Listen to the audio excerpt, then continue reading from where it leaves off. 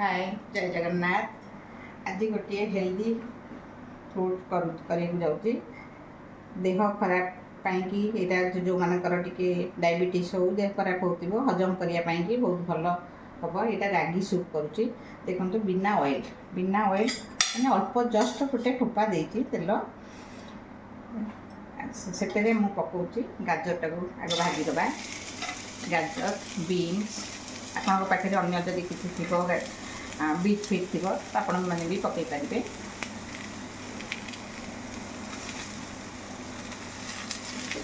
भल भाव भाजीदबा टे सीझा दरकार भाजीदबा सीझा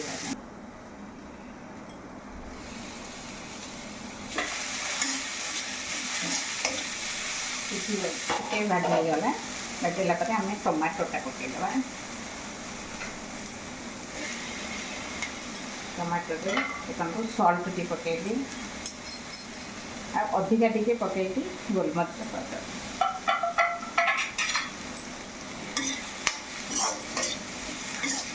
टमाटरटा अल्प टे सीझा पर्यंत गोटे मिनिट आम घोड़ेदबा।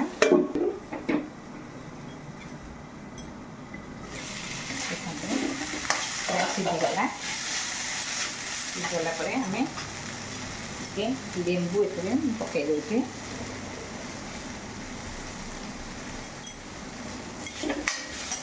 धनिया पत्र आपन यहाँ ब्रेकफास्ट हो लंच हो से भी खाई पारे। हल्का फूडटा देह को भल लगे हजम करने भी सुविधा हुए। बस ये होगला आम पानी देदेबा सल्ट का पकई से खाली प्लेन पानी आप देखिए टिके समय फुटिया पर्यंत छाड़देबा भल भाव सीझी जाइए। गोड़े रखी रागी पाउडर 3 चामच को पानी करके रखी भल भाव मिक्स कर देती से आप हाई फ्लेम देवे अल्प अल्प करके गोड़े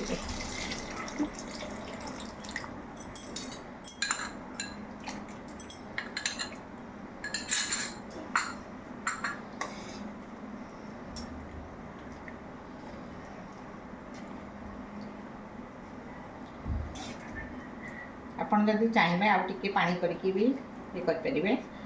मुझे पानी देती बेसी पतला नुहे कि बेसी मोटा नुहे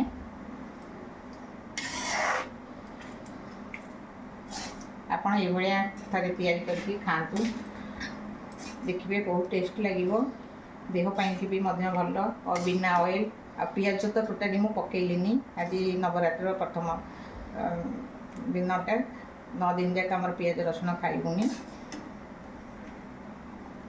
देखो फुटीगला आम बंद करदेबा